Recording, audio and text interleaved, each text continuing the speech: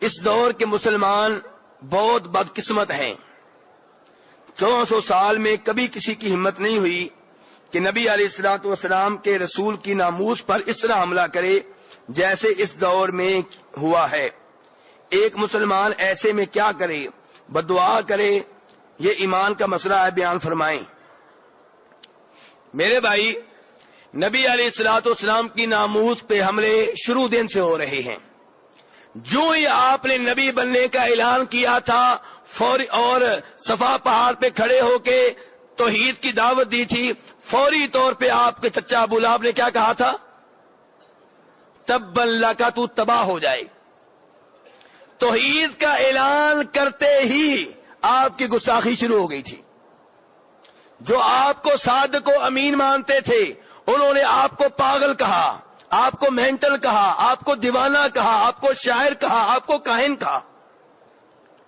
تو نبی علیہ الصلوۃ والسلام اور آپ سے پہلے نبی بھی توحید کی وجہ سے انہیں تنگ کیا گیا.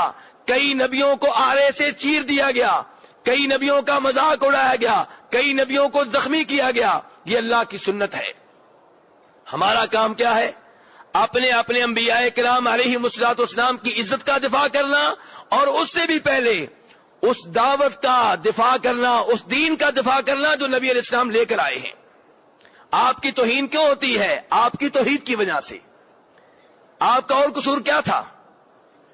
آپ چونکہ شرک سے روکتے ہیں، بت پرستی سے روکتے ہیں، غلط کاموں سے روکتے ہیں، اس لیے کافر لوگ آپ کی توہین کرتے ہیں. تو اس لیے ہمیں چاہیے کہ آپ کے دین کو سنبھالیں، آپ کے دین کو پھیلائیں، آپ کے دین کو فروغ دیں.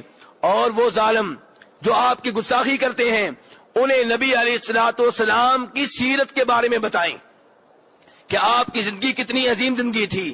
آپ یتیموں کا کتنا خیال رکھتے تھے، بیواؤں کا کتنا خیال رکھتے تھے، کافروں کا کتنا خیال رکھتے تھے، اپنے ساتھیوں کا کتنا خیال رکھتے تھے، اپنی بیویوں کا کتنا خیال رکھتے تھے. لیکن دوسروں کو ہم تب بتائیں گے جب ہم نے کوئی سیرت کی کتاب پڑھی ہوگی. جی ایسے ہی ہے نا؟ تو کتنی کتابیں پڑھ چکے ہیں؟ نبی علیہ الصلوۃ والسلام کی سیرت اور آپ کی زندگی کے اوپر لکھی گئی اب تک ہم نے کتنی کتابیں پڑھ لی ہیں؟ ایک بھی نہیں پڑھی. ہم بڑے سمجھدار لوگ ہیں.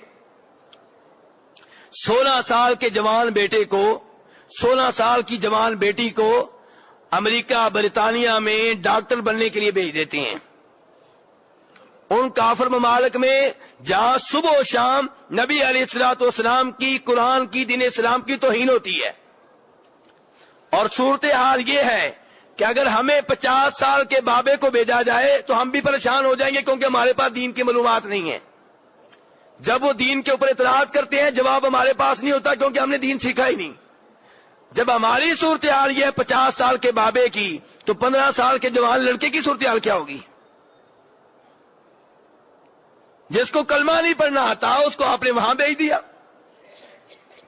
یہ تو ایسے ہی ہے جیسے کسی بکری کو کن کے سامنے پھینک دیں؟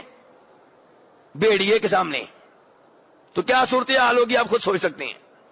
تو بہرحال میرے بھائی، نبی علیہ الصلوۃ والسلام کے بارے میں پڑھیں. تو میں ایک کتاب کا نام بتا رہا ہوں، مجھے امید ہے کہ آج رات تک آپ لے چکے ہوں گے. کتاب کا نام ہے الرحیق المختوم. کیا نام ہے؟ مولانا صفی الرحمان مبارک پوری رحمہ اللہ، ہندوستان کے ممتاز عالم دین، انہوں نے یہ کتاب لکھی ہے. اور سعودی عرب میں سیرت کا مقابلہ ہوا تھا اور یہ اس موقع پہ اول آئی تھی. عربی میں لکھی گئی تھی، بعد میں خود ہی انہوں نے اردو میں ترجمہ کر دیا ہے. الرحیق المختوم، اس کا میرے بھائی مطالعہ کریں. نبی علیہ الصلوۃ والسلام کی سیرت پہ بڑی عظیم کتاب ہے، تاکہ آپ کو پتا ہو، آپ کے بچوں کو پتا ہو، آپ کی بیگم کو پتا ہو کہ نبی علیہ الصلوۃ والسلام نے زندگی کیسے گزاری ہے.